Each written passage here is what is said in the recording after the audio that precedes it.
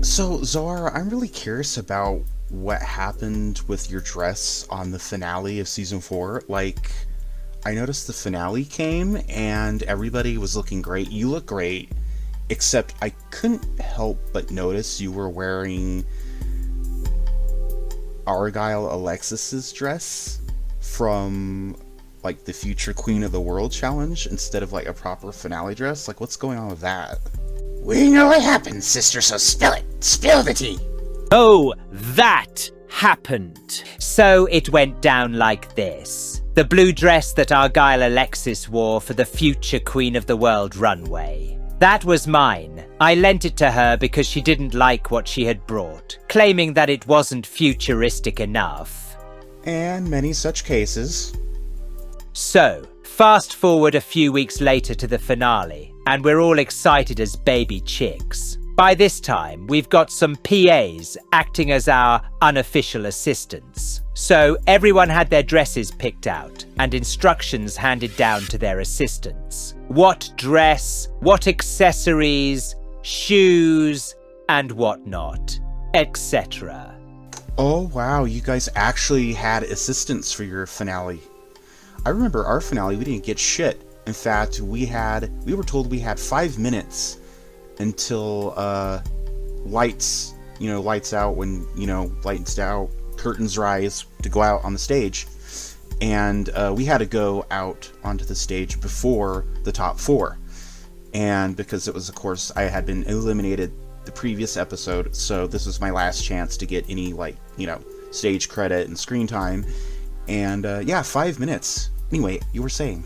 I remember Darren Leak had an assistant, but that was just someone to go out and DoorDash her food for her all the time. She had like 5 different meals in between being on stage and being in the break room.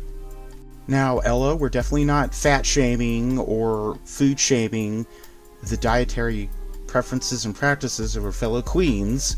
Darren is a bigger girl and she's just nervous, and like we all do sometimes, we have developed tics and habits when we're nervous. Darren happens to be a nervous eater. For example, when I get nervous, I literally chew the scenery. Yeah, that's why I'm no longer a professional background artist. You were saying?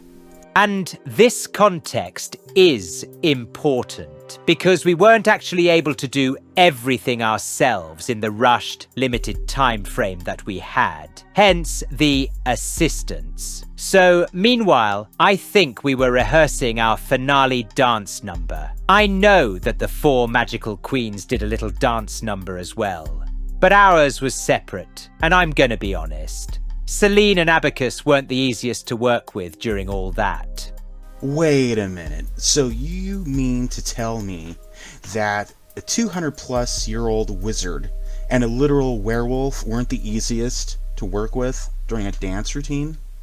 Oh, at all! So we finally lock in our dance number like Bob's Your Uncle. Locked in a dance room together for 10 hours, and it's become more or less routine at this point. So we return the next day for actual finale film, and we go to the back area where our little makeup vanities and dress mannequins are.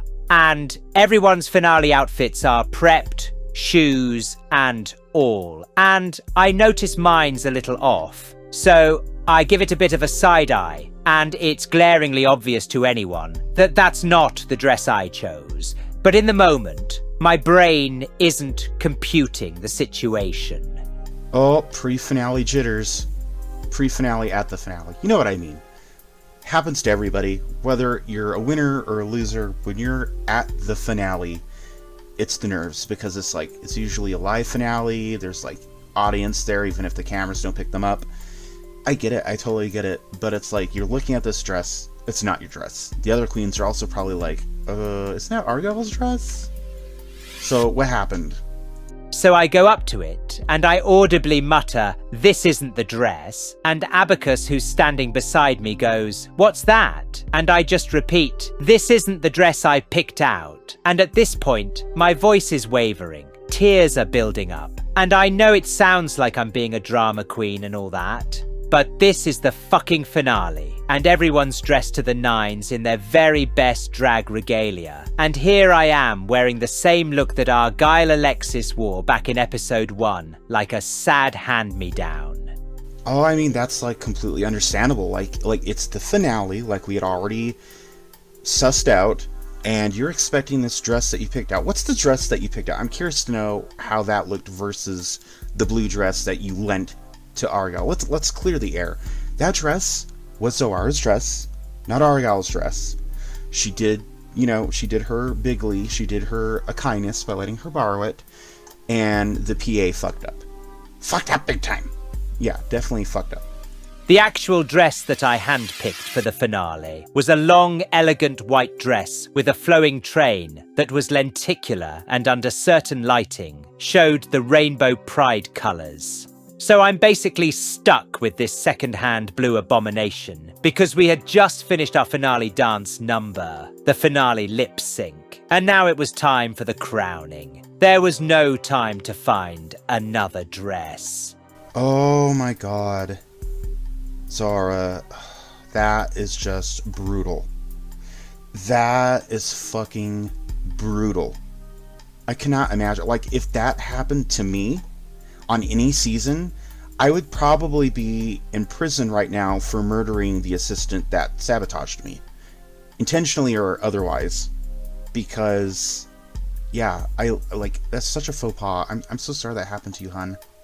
In all honesty, I don't actually blame the assistant. They were young, new, and didn't really know anything. If I was smart and trusted my intuition like I had thought, I would have pulled the dress and shoes aside for them to take to dry cleaning and do any last-minute alterations and touch-ups, so there would have been zero doubt that this was the dress. But alas, at least I got to make it work for me though. The hair, makeup, shoes, those were all mine, even if their presence was undercut by the faux pas dress. I mean, you at least tried.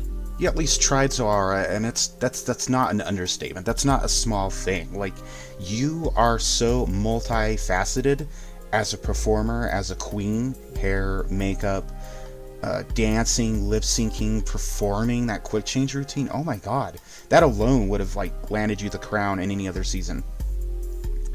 It's not your fault, and you worked with what you had. But I'm guessing that this is what you kind of feel like this was the deciding factor in you not getting it right in the end.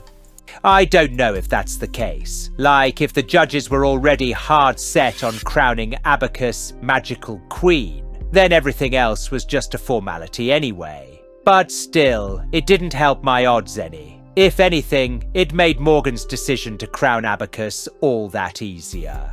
Sabotage! Sabotage! Sabotage! Yeah, I don't know. I don't know, Zara. I agree with you that it probably wasn't sabotage, but I would be, livid. Anyway, let's take a break to talk to our totally not fake sponsors for totally not fake product. That's the drinking straight. Alcohola. What's up? For real motherfuckers. You being marketed at now, homie. For shizzle! Alcohol is a unique malt beverage. A combination of everything that makes a memorable evening. Malt liquor and caffeine. Malt liquor! Malt liquor, caffeine, janky than a motherfucker. With just a little cuckoo thrown in. It's a good time blackout in a can. What's up? You blacking out, asshole. I'm blacking out! Alcohol keeps the party going. Even if you won't remember any of it. That's what's up.